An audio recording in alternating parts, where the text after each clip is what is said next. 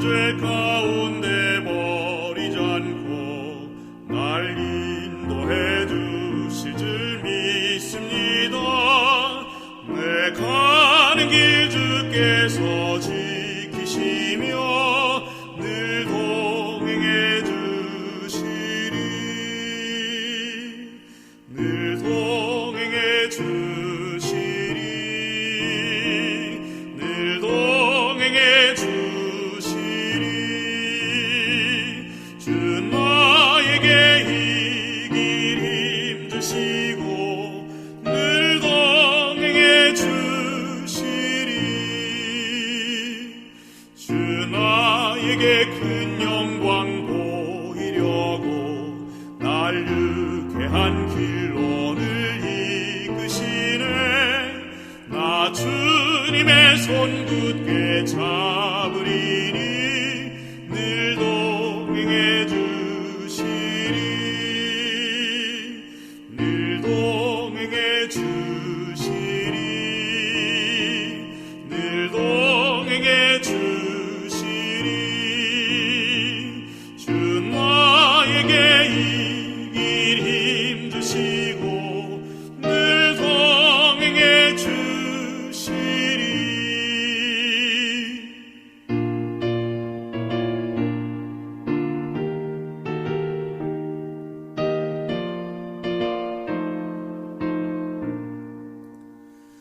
주 나에게 새 영광 보여주며 늘 나에게 평안함 주시겠네. 나 주님의 손 굳게 잡으리니 늘 동행해 주시리. 늘 동행해 주시리. 늘 동행해 주시리. 주 나에게 이 길 힘주시고 늘 동행해 주시리.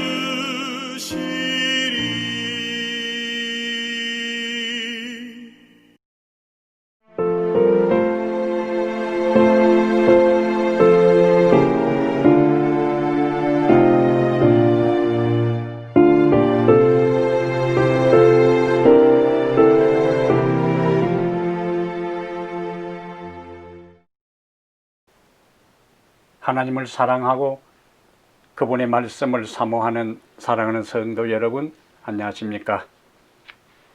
혼란하고 답답한 세상 가운데서도 하나님의 말씀이 우리에게 있어 얼마나 감사한지 모르겠습니다.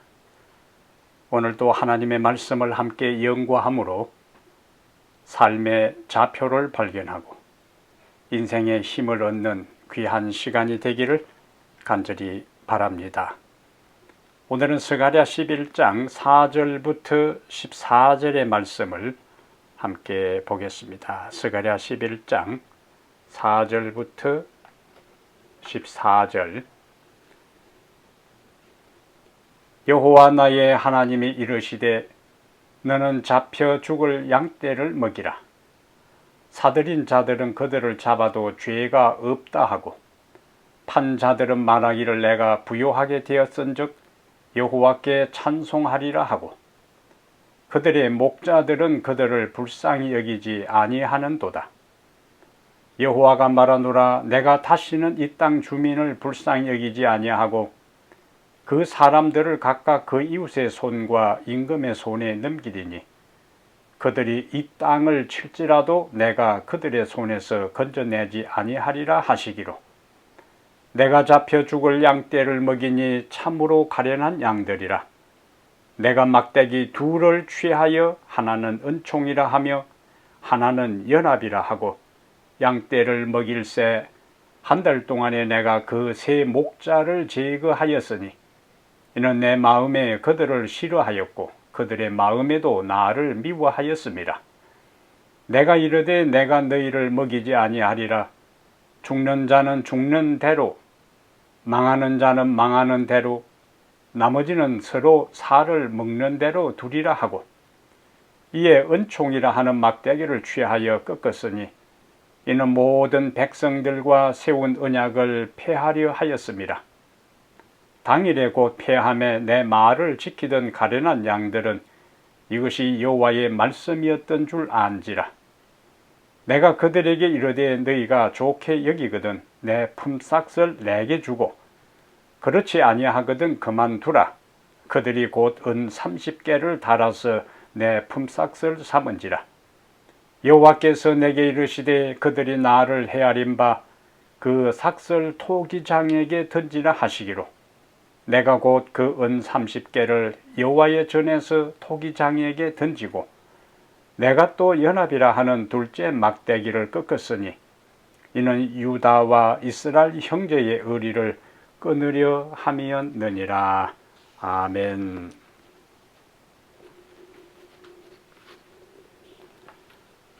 오늘은 스가랴 11장 4절부터 14절을 중심으로 해서 그리스도를 거절하는 것의 비극, 그리스도를 거절하는 것의 비극, 이런 제목으로 하나님 말씀을 함께 연구하겠습니다. 오늘 내용이 상당히 난해합니다. 그냥 본문을 몇 번을 읽어도 무엇을 의미하는지 핵심 메시지, 메인 아이디어가 잡히지를 않아요. 여러분들이 말씀을 통독할 때 들으면서 어떤 감동이 왔습니까? 깨달음이 있었습니까? 아니면 무슨 의미인지 오리무중이었습니까?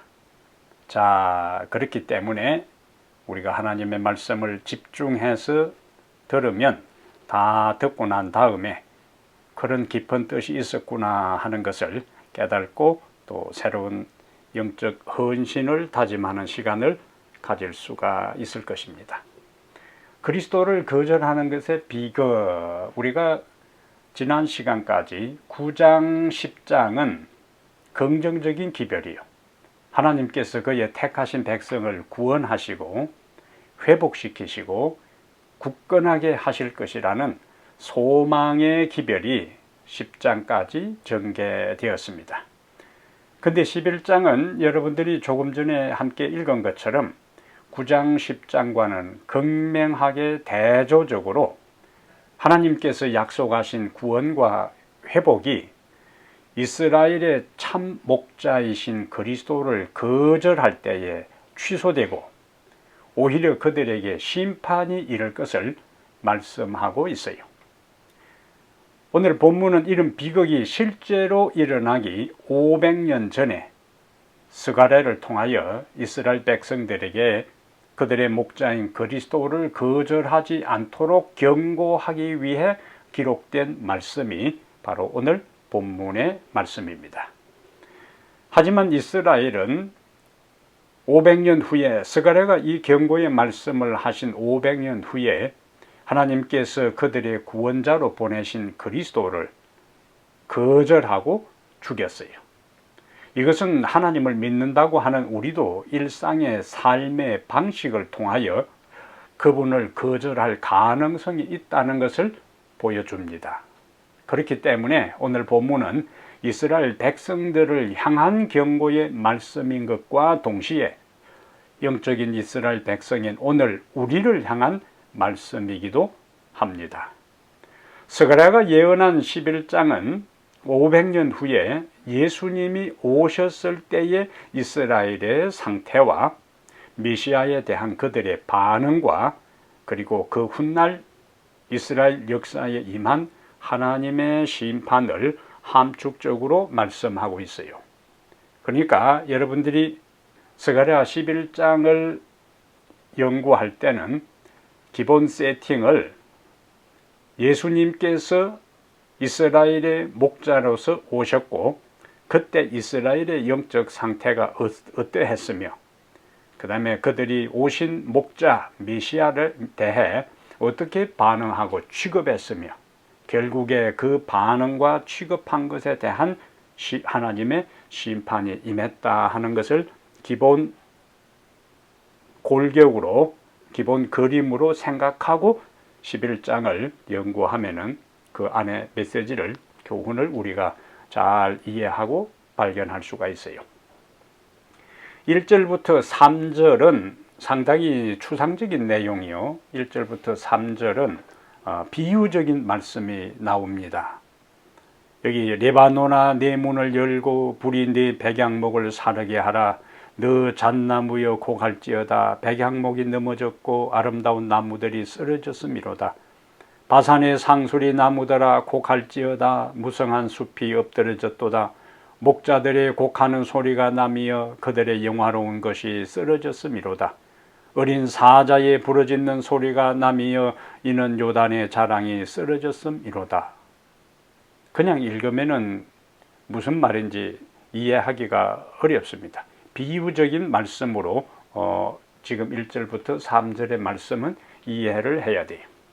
비유라면은 레바논의 백향목과 바산의 상수리 나무는 성경에서 보통 권력자들과 세상의 영화와 번영을 의미합니다. 그런데 이 나무들이 쓰러져서 불타게 된다는 것은 하나님의 심판이 임하여 완전히 몰락하게 되는 것을 표현하고 있어요. 그 심판이 너무나 엄청나고 크고 충격적이었기 때문에 사방에서 부르짖고 통곡하는 소리가 천지에 진동한 것입니다. 그렇다면 왜 심판이 그들에게 임했는가? 그들이 가진 권력과 영화와 행복이 하나님께서 주신 것임을 망각하고 그들이 교만했기 때문에 결국 그들에게 심판이 임해서 그 모든 것을 상실해버리고 만 것입니다. 우리는 성경에서 시편 50편 12절에 세계와 거기에 충만한 것이 내 것이미로다 그랬어요. 학개 2장 8절에는 은도 내 것이요 금도 내 것이니라 만군의 여호와의 말이니라. 고린도전서 4장 7절에는 누가 너를 구별하였느뇨? 그 다음 말씀이 이제 포인트입니다. 내게 있는 것 중에 받지 아니한 것이 무엇이뇨? 네가 받았은 적 어찌하여 받지 아니한 것 같이 자랑하느뇨? 사도행전 17장 28절에는 우리가 그를 힘입어 살며 기동하며 존재하느니라. 우리가 하나님을 힘입어 살고 움직이고 존재한다는 거예요. 신명기 8장 18절에는 내 하나님 여호와를 기억하라. 그가 내게 재물 얻을 능력을 주셨습니다. 이런 진리, 이런 가르침, 이런 교훈을 망각하고 교만할 때에 하나님의 심판이 임하는 거예요. 자, 1절부터 3절에 백향목과 바산의 상수리 나무들이 다 쓰러지고 또 불타고 했다는 그 기별이 어떻게 심판이라는 개념으로 연결되는가, 또 그들이 왜 그런 심판을 받았는가? 교만했기 때문에 그랬어요. 하나님께서 그들에게 모든 것을 주셨지만은 자기가 잘나고 똑똑하고 열심히 해서 된 것으로 착각할 때 그 모든 것의 주인공 되시는 하나님께서 주신 것을 거두어 가르고 심판하시는 것이 이사야 2장에 잘 나타나 있습니다. 우리가 이번 안식일부터 이사야서를 연구하는데, 자, 이사야 2장 12절 대저만군의 여호와의 날이 모든 교만한 자와, 여기 여호와의 날, 구약 성경에 여호와의 날이 이사야서에 많이 나오고 요엘서에 많이 나오고 아모스에도 많이 나오는데, 여호와의 날은 심판의 날이에요. 악인들에게 심판의 날입니다. 만군의 여호와의 날이 모든 교만한 자와 거만한 자와 자고한 자에게 임하리니, 심판을 통해서 그들이 낮아지리라. 자, 그러면서 이제 연결되는 걸 보세요. 13절에 또 레바논의 높고 높은 모든 백향목과 백향목 나왔지요? 서갈에 나오는 거 바산의 모든 상수리 나무와 모든 상수리 나무 나왔어요. 그러면서 17절에 그날에 여호와의 날 심판의 날에 자고한 자는 굴복되며 교만한 자는 낮아지고 여호와께서 홀로 높임을 받으실 것이요. 이사야 2장 12절과 13절 그리고 17절의 말씀을 보니까 스가랴 11장 1절부터 3절에 나오는 백향목과 바산의 상수리 나무들이 쓰러지고 불타게 된다는 것이 이제 이해가 되잖아요. 하나님의 심판이 임한다는 거예요. 누구에게? 교만한 자에게, 자고한 자에게, 하나님 없이 자기가 그 모든 것을 누리고 소유하고 또 가지게 되었다고 착각하는 사람들에게 하나님의 심판이 임하게 됨을 스가랴는 11장 서론에서 바로 그 사실을 명확하게 말씀을 하고 있습니다. 그 다음에 두 번째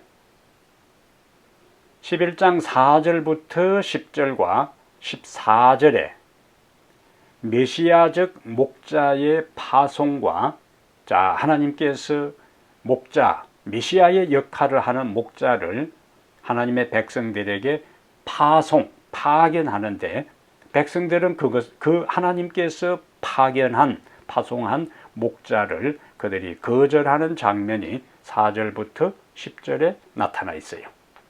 11장 4절에 보면은 하나님께서 한 목자를 세워 뭐라고 말씀하시냐면은 여호와 나의 하나님이 이르시되 너는 잡혀 죽을 양떼를 먹이라. 일반 양떼가 아니고 잡혀 죽을 양떼라 그랬어요. 여기는 하나님의 심판이 임하기 전에 그들의 상태와 또 거짓 목자에 의해서 공경에 처해 있는 양떼를 이 메시아 역할을 하는 목자가 이제 그들을 양육하고 또 케어하도록 하나님께서 사명을 주는 것을 보게 돼요.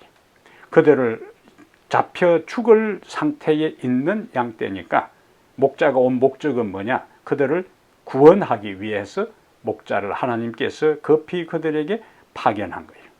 그래서 이 양떼를 10절에 모든 백성들이라 그랬고 다시 14절에 유다와 이스라엘 형제해서 표현한 걸 보면은 여기에 나오는 양떼도 결국에 이스라엘 백성을 의미한다 하는 것을 알 수가 있습니다. 하나님께서 목자 메시아를 파견할 당시 이스라엘 백성들의 처지가 5절에 나와 있어요. 하나님께서 이스라엘 백성들을 구원하기 위해서 잡혀 죽을 양떼를 하나님께서 구원하도록 목자를 파견했는데 그 당시 그들이 어떤 상태에 있었는가? 5절에 사들인 자들은 그들을 잡아도 죄가 없다 하고 판 자들은 말하기를 내가 부요하게 되었은즉 여호와께 찬송하리라 하고 그들의 목자들은 거짓 목자들이 그들을 자기가 돌보고 있는 양떼들을 불쌍히 여기지 아니했다 그랬습니다. 이스라엘의 거짓 목자들은 양떼를 불쌍히 여기지 않았어요. 백성들은 자신들의 이익을 위한 수단, 도구에 불과했습니다. 그러면 5절의 이 스가랴의 기별은 어디에 적용되는가? 물론 각 시대에 거짓 지도자들과 목자들에게 해당되지만은 본문 11장 전체를 예수님이 오셨을 당시에다가 세팅을 한다면 예수님이 오셨을 당시에 이스라엘의 탐욕스러운 종교 지도자들의 모습을 스가랴가 여기서 묘사하고 있습니다.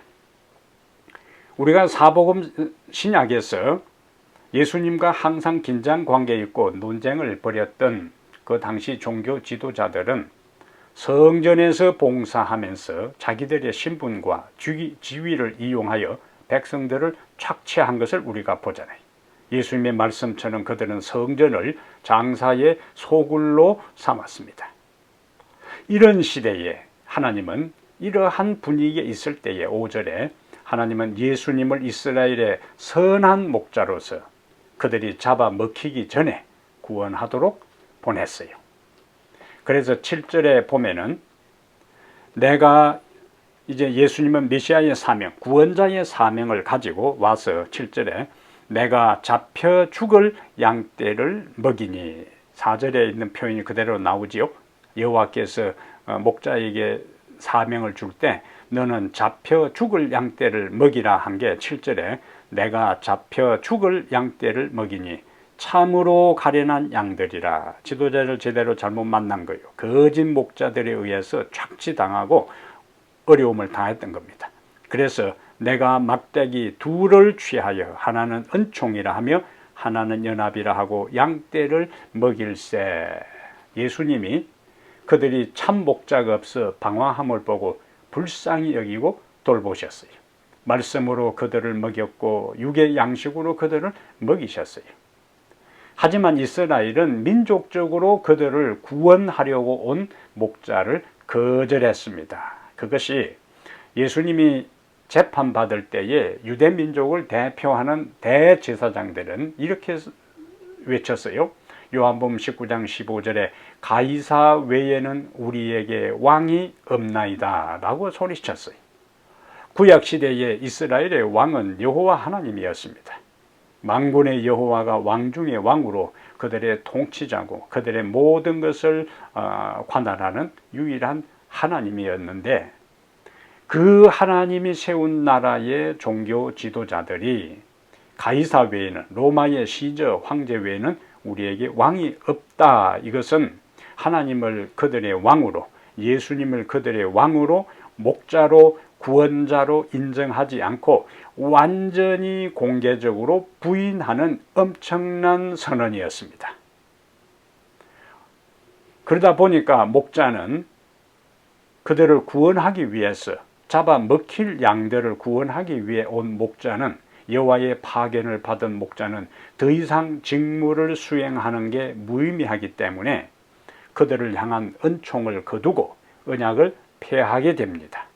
여기 은총의 막대기는 하나님께서 백성들을 모든 민족들로부터 지켜주시는 것을 상징해요. 하지만 그들을 보호하시는 하나님의 손길이 떠나게 됩니다. 그것이 11장 6절의 말씀이에요. 여호와가 말하노라 내가 다시는 이 땅 주민을 불쌍히 여기지 아니하고 그 사람들을 각각 그 이웃의 손과 임금의 손에 넘기리니 그들이 이 땅을 칠지라도 내가 그들의 손에서 건져내지 아니하리라 하시기로. 그 다음에 9절에요. 계속 비극적인 선언이 이어집니다. 내가 이르되 목자입니다. 이스라엘을 잡혀먹을 그 양떼를 구원하기 위해서 오신 목자 예수님의 기막힌 선언이요. 내가 이르되 내가 너희를 먹이지 아니하리라. 죽는 자는 죽는 대로, 망하는 자는 망하는 대로, 나머지는 서로 살을 먹는 대로 두리라 하고, 그 다음에 은총이라 하는 막대기를 취하여 꺾었으니 이는 모든 백성들과 세운 언약을 폐하려 하였습니다. 그 다음에 14절에 내가 또 연합이라 하는 둘째 막대기를 꺾었으니 이는 유다와 이스라엘 형제의 의리를 끊으려 함이라. 여기 은총의 막대기도 꺾고 연합이라 하는 막대기도 꺾었다는 것은 모든 것이 깨졌다는 거예요. 하나님과의 언약 관계가 단절된 것을 의미하는 겁니다. 이러한 선언을 하신 예수님의 심정이 선한 목자로서 잡혀 먹을 위치에 있는 그들을 구원하기 위해서 이 세상에 오셨던 예수님이 이스라엘이 끝까지 마음을 닫고 민족적으로 그들을 거부했을 때에 하나님께서 자비의 손길을, 은총을 그들에게 거두실 때 예수님의 탄식과 피를 토하는 그 절규에 가까운 아픔의 외침이 마태복음 23장 37절과 38절이에요. 마태복음 23장 37절과 38절에 예루살렘아 예루살렘아 선지자들을 죽이고 네게 파송된 자들을 돌로 치는 자여. 받아들이지 않은 거예요. 암탉이 그 새끼를 날개 아래 모음같이 내가 네 자녀를 모으려 한 일이 몇 번이더냐. 그러나 너희가 원하지 아니하였도다.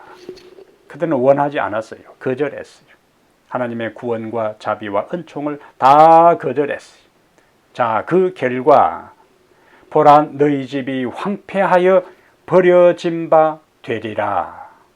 여기 스가랴 11장 6절부터 9절, 10절, 14절에 나오는 말씀이 예언이 여기 그대로 선언되잖아요. 그러면서 이제 예수님께서 누가복음 19장 41절부터 44절에 누가복음 19장 41절부터 44절에 가까이 오사 성을 보시고 우시며 성을 보시고 우셨어요. 예수님께서 스가랴 11장 9절 10절에 죽는 데는 죽는 대로 또 망하는 자는 망하는 대로 그냥 그 마지막 최후의 선언을 하실 때 예수님의 심정이 그냥 덤덤한 게 아니었어요. 당연한 것이 아니었어요. 가까이 오사 성을 보시고 우시며 그들의 운명을 선언합니다. 날이 이럴지라 심판의 날이 여호와의 날이요. 네 원수들이 토둔을 쌓고 너를 둘러 사면으로 가두고 또 너와 및 그 가운데 있는 네 자식들을 땅에 메어치며 돌 하나도 돌 위에 남기지 아니하리니. 예수님의 선언입니다. 왜냐하면 이것은 스가랴 11장 6절에 여호와가 말하노라 내가 다시는 이 땅 주민을 불쌍히 여기지 아니하고 그 사람들을 각각 그 이웃의 손과 임금의 손에 넘기리니 그들이 이 땅을 칠지라도 내가 그들의 손에서 건져내지 아니하리라. 이 목자의 선언이요. 마침내 예수님이 그들의 메시아적 목자가 됨을 거절한 이스라엘은 그들의 목자를 십자가에 못 박아 죽입니다. 그러면 스가랴의 이 예언과 예수님께서 마태복음 23장 37절과 38절, 누가복음 19장 41절부터 44절에 하신 이 예언이 어떻게 문자적으로 성취되었는가? 40년 만에 예수님이 십자가에 돌아가시고 부활하신 다음 하늘로 성천한 40년 만에 스가랴의 예언과 예수님의 예언은 문자 그대로 성취됩니다. 유대 지도자들이 빌라도에게 예수님의 재판 현장에서 그의 피는 우리와 우리 자녀들에게 돌릴지어다 라고 마태복음 27장 25절에 그들이 외친 것이 그대로 성취되었어요. 예수님을 십자가에 죽인 죄, 목자를 거절하고 거부하고 하나님이 파견한 그들을 구원하기 위해 보내신 바 된 목자를 거절하고 십자가에 피 흘려 죽게 한 그 피의 대가에 대해 그의 피는 우리와 우리 자녀들에게 돌릴지어다 외쳤는데 문자 그대로 성취돼요. 서기 66년부터 70년까지 로마군이 예루살렘을 포위하고 있을 동안에 성 안에 있는 사람들은 먹을 것이 동이나 서로 잡아먹는 일들이 벌어지게 됩니다. 그대로 여기 예수님께서 말씀하신 대로 스가랴 11장 9절에 내가 이르되 내가 너희를 먹이지 아니하리라. 죽는 자는 죽는 대로 망하는 자는 망하는 대로 나머지는 서로 살을 먹는 대로 두리라. 요 말씀이 그대로 문자적으로 이루어졌어요. 아이들을 서로 잡아먹고 시신을 뜯어먹는 일들이 이 로마군이 예루살렘을 포위하고 있을 동안에 성 안에 그대로 이루어졌습니다. 이때의 장면을 자세히 한 것이 각시대 대쟁투 제1장 예루살렘의 멸망장을 읽으시면 실감나게 더 자세히 이해할 수가 있습니다. 후에 로마군에 의해 성 안에 있던 사람들이 진멸되고 성전은 불타고 살아남은 사람들은 전 세계로 흩어지고 포로된 사람들은 로마로 끌려가서 원형극장에서 짐승의 밥이 되는 비극적인 일들이 일어나고 말았어요. 그리고 다시 세월이 흘러 그것은 그의 피를 우리에게 돌려라. 그 동시대 사람들이 서기 70년에 로마군에 의한 예루살렘 함락 당시에 1차적으로 문자적으로 성취되었고 우리 자손에게 그 피를 돌리라 한 것은 다시 20세기에 들어와서 독일의 히틀러에 의해 600만 명이 가스실에서 처형당하는 비극을 그들이 경험하게 됩니다. 그 피를 우리와 우리 자녀들에게 돌리라고 외쳤던 그것이 그 당시에 성취되었고 20세기 후에 히틀러에 의해서 다시 유대인들이 가스실에 처형당하는 비극을 통해 그 역사가 그대로 이루어진 겁니다. 그 피를 우리와 우리 자녀에게 돌리라는 말이 문자 그대로 성취된 그것은 결국 목자인 메시아, 하나님이 그들을 잡혀먹기 전에 살리기 위해서 예수 그리스도를 그들에게 보냈지만 그리스도 메시아를 거절하고 처형한 것에 대한 하나님의 공의의 심판이었습니다. 우리를 구원하기 위해 하나님께서 파견한 목자 메시아 그리스도를 거절하는 것은 이렇게 무서운 것입니다. 만약에 성경을 믿고 하나님을 믿는다고 고백하는 유대인들과 같은 종교적인 사람들이 그들의 목자를 거절할 수 있었다면 하나님을 믿는다고 하는 우리들도 자칫 잘못하면 동일한 잘못을 범할 가능성이 있음을 오늘 본문은 우리에게 경고해주고 있는 것입니다. 자, 그러면 스가랴 11장 12절 13절에 예수님의 생애와 관계되는 중요한 말씀이 나오는데 여기에 깊은 의미가 있습니다. 스가랴 11장 12절과 13절에 내가 그들에게 이르되 너희가 좋게 여기거든 내 품삯을 내게 주고 그렇지 아니하거든 그만두라. 그들이 곧 은 30개를 달아서 내 품삯을 삼은지라. 여호와께서 내게 이르시되 그들이 나를 헤아린 바 그 삭을 토기장에게 던지라 하시기로 내가 곧 그 은 30개를 여호와의 전에서 토기장에게 던지고. 이 두 구절이요 우리에게 굉장히 시사하는 바가 많습니다. 자, 12절 13절에서 우리가 생각할 것은 나의 목자 되시는 그리스도는 나에게 얼마나 가치 있는 존재인가, 얼마나 소중한 분이신가 하는 것을 12절 13절에서 우리에게 묻고 있어요. 자, 목자가 사람들에게 뭘 이야기합니까? 품삯을 요구해요. 품삯은 언제 해결하죠? 그 일이 마쳤을 때 일당을 받고 품삯을 요구하는 거예요.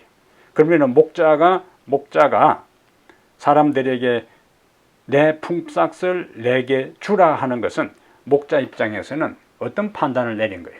내가 목자로서 내 역할, 내 임무, 내 사명이 끝났다 하는 것을 전제하는 거예요. 품삯을 주시오 하는 것은 내 사명과 내 역할과 내 임무가 끝났다 하는 것을 전제하고 이제 내 품삯을 주시오. 자, 그들이 얼마를 줬어요? 목자에게 30개를 주었어요. 은 30개를 주었습니다. 은 30개 하면 우리가 통상적으로 은 30은 노예의 몸값이다. 딱 거기까지 이해를 해요. 정서적으로도 그 정도로 받아들입니다. 그런데 우리가 그것을 묵상할 필요가 있습니다. 노예의 몸값인데 어떤 노예인가 하는 게 중요해요. 그 단계까지 나가야 돼요. 노예의 몸값이 은 30인데 어떤 노예인가? 출애굽기 21장 32절에 소입니다. 소가 만일 남종이나 여종을 받아 이제 죽으면은 소임자가 소주인이 은 30세겔을 그의 주인 상전에게 줄 것이요. 좀 다르잖아요. 우리가 지금까지 이해한 것은 30은 노예 몸값이야, 종 몸값이야, 그 정도인데 그냥 노예가 아니요, 소에 바쳐 죽은 노예의 몸값이요. 그러면은 목자가 사람들에게 내 품삯을 주시오 할 때 목자에게 사람들이 은 30을 주었다는 것은 그들이 목자가 지금까지 일한 것, 노역, 수고, 목자가 그들에게 어떤 가치가 있고 그의 수고를 얼마나 평가하느냐 하는 것이 이 은 30을 달아주는 것을 통해서 그대로 증명되는 거예요. 은 30은 소에 바쳐 죽은 노예의 몸값입니다. 그러면은 자신들을 살리기 위해서 온 목자의 품삯을 30을 주었다는 것은 목자의 가치와 그의 수고를 그들이 얼마나 값싸게 여기고 하찮게 평가하는지를 단적으로 증명하는 거예요. 그 뭘 의미하는가? 그것은 마치 목자인 당신은 우리에게 소에 바쳐 죽은 노예의 몸값 정도의 가치가 있다는 것을 말하는 것이라 그 말입니다. 여호와께서는 자신이 파송한 목자가 그런 대접을 받자, 은 30을 받게 될 때 소에 바쳐 죽은 노예의 몸값으로 자신이 파견한 목자가 대접을 받자 13절에 뭐라고 하냐면은 여호와께서 내게 이르시되 목자에게 그들이 나를 헤아린 바 그 삭슬 토기장에게 던지라. 평가한 30냥 정도의 가치라고 평가한 그것을 여호와께서는 자기 목자가 그런 대접을 받는 것에 분노하시면서 토기장에게 던져버리라고 이야기를 한 거예요. 그것은 이스라엘 사람들이 그들의 목자를 얼마나 하찮고 무가치하게 취급하는 것을 행동을 통해 보여주는 겁니다. 그분을 별 볼 일 없는 분으로 여길 때 자연스럽게 그분을 거절하게 되는 겁니다. 토기장이는 당시에 하천계급에 속했어요. 그런데 이러한 이 스가랴 11장 12절과 13절의 말씀이 마태복음 27장 3절부터 10절에 유다가 대제사장에게 예수님을 팔면서 얼마를 받아요? 은 30을 받았어요. 은 30을 받았으니까 예수님은 소에 바쳐 죽은 노예의 몸값에 팔렸다는 거예요. 그만큼 예수님은 그들에게 별 볼 일 없고 하찮은 존재였어요. 유다가 그것을 대제사장들에게 가져가니 대제사장들은 나그네의 묘지로 사용하기 위해 토기장의 밭을 사는데 그 돈을 사용합니다. 그리하여 스가랴 11장 12절 13절의 예언이 예수님의 생애에 500년 전에 예언한 그것이 그대로 문자적으로 성취된 것을 보게 돼요. 자, 이제 오늘 우리들과 연결해서 예수 그리스도는 우리의 목자가 돼요. 우리의 그리스도가 됩니다. 우리의 구원자가 돼요. 그렇다면 11장 12절에 있는 것처럼 내 품삯을 내게 달라고 우리에게 예수님께서 말씀하신다면 여러분은 그분이 나를 위해 하신 품삯으로 나를 위해 그분이 직무를 수행하신 구원자의 직무를 수행하시고 사명을 완성하신 품삯으로 그의 수고로 얼마를 드리려고 생각합니까? 우리는 주님을 얼마나 가치 있게 여기는가? 우리가 주님을 소중히 여기고 가치 있게 생각한다면 그것은 우리의 삶의 방식에 나타날 거예요. 말로 주님이 나에게 소중하다, 귀한 분이다, 천하보다 가치 있다고 아무리 말할지라도 그것은 입술의 고백, 입술의 말로 끝나버리고 말아요. 진짜 우리가 주님을 어떻게 여기는가? 내 속내로, 내 속마음으로 예수 그리스도가 나에게 목자 되시는 예수 그리스도가 나에게 얼마나 소중한 분인가 하는 것은 내 삶 속에서 그분과의 관계 속에서 드러나게 됩니다. 우리가 주님을 소중히 여기고 가치 있게 생각한다면 그것은 우리의 삶의 방식에 나타날 거예요. 그분이 우리에게 진짜 소중한 분인가? 이 세상의 모든 것보다 가치 있는 분인가? 우리의 실제 모습은 어떤가? 그분이 우리와 교제하고 만나 하루를 보내자고 제안한 안식일을 어떻게 보내고 있는가?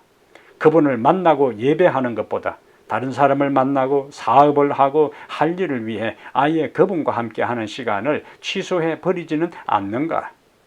그분이 베풀어 주신 은혜가 많지만 조금 생색내려고 헌금하든지 아니면 아예 아까워 감사를 표현하지도 않고 생활하고 있지는 않는가? 그분의 음성을 듣기를 즐겨하고 그분과 대화하는 것을 좋아해서 말씀과 기도의 시간을 갖는지 아니면 등한히 하고 있지는 않는가? 이 모든 것은 우리가 주님을 소중한 분으로 여기는 것과 우리가 주님을 거절하고 은 30개의 품삯 정도의 가치로 우리가 생각하고 있다는 것이 우리의 삶의 일상에서 그분과의 관계 속에서 나타난다는 말씀이에요. 그럼 어떻게 해야 되는가? 예수님은 마태복음 13장 44절부터 46절에 천국의 비유를 말씀하시면서 이렇게 이야기하셨어요. 천국은 마치 사람이 밭에 감추어 숨겨놓은 보화와 같음에 그 보화를 발견하여 다시 숨겼어요. 그리고 기쁨으로 그가 나가서 자기 가진 모든 것을 팔아 그 밭을 삽니다. 자기 가진 모든 것을 팔아 그 밭을 샀어요. 그 밭 자체가 초점이 아니라 그 밭 안에 있는 땅 속에 묻혀 있는 보화가 내가 가지고 있는 모든 것을 다 팔 정도로 가치 있다고 판단했기 때문에 자기가 가진 모든 것을 다 팔았어요. 그 다음에 예수님은 다시 말씀합니다. 천국은 값진 진주를 찾는 상인과 같아서 값진 진주 하나를 발견했어요. 그러면 값진 진주를 위해서 자기가 가진 모든 것을 팔아서 그것을 샀다는 것을 예수님은 말씀하고 있습니다. 이 비유에서 예수님은 무엇을 우리에게 말씀하고 있을까요? 예수님은 감추인 보화요, 값진 진주요, 그리고 그 값진 진주와 보화가 되시는 예수님을 우리가 소유하기 위해서 우리가 가진 모든 것을 다 드리고 바치고 헌신할 정도로 그리스도는 우리에게 참으로 그렇게 값진 존재, 소중한 존재, 가치 있는 존재, 절대적인 존재로 우리가 생각하고 있느냐 하는 것입니다. 바울은 빌립보 3장 8절에서 이런 위대한 고백을 합니다. 빌립보 3장 8절에 또한 모든 것을 해로 여김은 내주 그리스도 예수를 아는 지식이 가장 고상하기 때문이라. 내가 그를 위하여 모든 것을 잃어버리고 배설물로 여김은 그리스도를 얻고라고 그는 간증하고 있어요. 바울에게 있어서 그리스도 예수는 전부였습니다. 모든 것을 잃어도 그리스도만 얻으면 되는 것이고 그리스도 외의 모든 것을 배설물로 여겼다고 그는 고백하는 것입니다. 이러한 일상의 고백이 비로소 예수님이 우리의 인생의 가장 소중한 목자가 되고 가치 있는 존재라는 것을 고백하는 것이고 행동으로 증명하는 겁니다. 이러한 바울의 고백이 여러분과 저의 고백이 되기를 바랍니다. 예수님은 또다시 잔치를 배설하고 초청을 보낸 한 사람의 이야기를 하고 있습니다. 누가복음 14장 16절부터 24절에 누가복음 14장 16절부터 24절에 예수님께서 잔치의 비유를 말씀하시면서 자, 모든 것이 준비되었으니 다 오십시오. 근데 초청받은 사람들의 다양한 반응이 나타납니다. 참석할 수 없는 다양한 변명을 해요.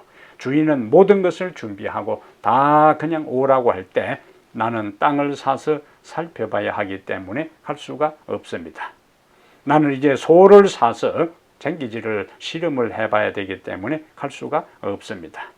나는 이제 갓 결혼해서 아내와 시간을 보내야 하기 때문에 갈 수 없습니다. 이것이 잔치를 준비하고 손님들을 초청했을 때의 사람들의 반응이었습니다. 땅을 구입하는 것 잘못된 게 아니에요.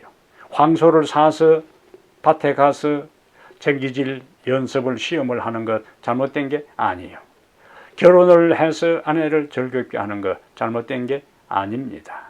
문제는 땅을 구입하고 황소를 사고 결혼을 해서 그 모든 것이 주님과 함께 만찬을 즐기고 주님과 함께 시간을 보내고 주님과 함께 즐거워하는 것보다 더 가치 있게 생각하는 그것이 문제가 된다는 거예요. 그것이 우상이에요. 그것 자체가 바로 주님을 거절하는 것입니다. 우리의 말로 주님을 아무리 믿는다고 하고 사랑한다고 하고 주님께 충성한다 하고 주님이 나에게 가장 소중한 분이라고 소리친다 할지라도 주님을 내 인생의 우선순위로 두지 않는 그 모든 것은 주님을 내 행동으로 거절하는 것이 되고 마는 겁니다. 사랑하는 여러분, 그리스도를 거절하는 것이 가장 큰 비극이요 범죄인 것입니다. 하나님은 이스라엘을 바빌론에서 구원하여 그들을 회복시켜 주셨어요. 그들은 500년 후에 구원자 목자가 왔을 때 거절했습니다. 오히려 죽였습니다. 그들은 그의 가치를 소에 바쳐 죽은 노예 정도로 취급했어요. 그들은 거절한 것에 대한 혹독한 대가를 지불했습니다. 나라는 망했고 백성들은 전 세계로 흩어졌습니다. 오늘 우리는 주님을 믿지 않는다고 거절하지는 않을 수 있습니다. 그러나 이 세상의 모든 것보다 그분을 더 귀하고 소중한 분으로 여기지 않는다면 우리는 그분을 거절하는 것과 다를 바가 없습니다. 삶의 우선순위가 그분 중심이 아니라면 그분을 거절하는 것이, 다시 오늘 그분을 가장 소중한 분으로 여기고 그분과 함께 시간을 보내고 그분께 드리고 그분을 위해 살기로 결심하여 날마다 그분을 인정하고 받아들이고 사는 아름다운 성도의 삶이 우리 모두의 삶이 되기를 간절히 바랍니다. 하나님 우리 아버지,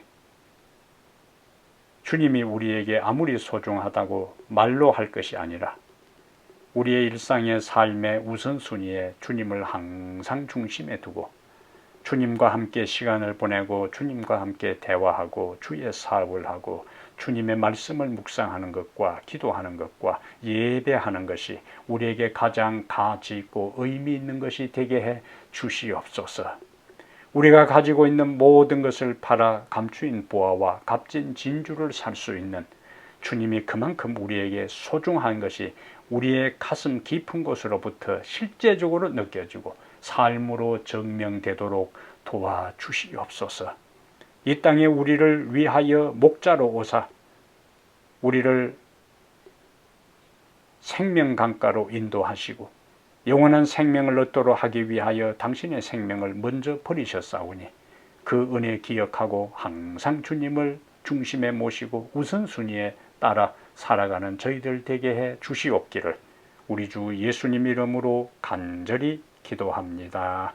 아멘.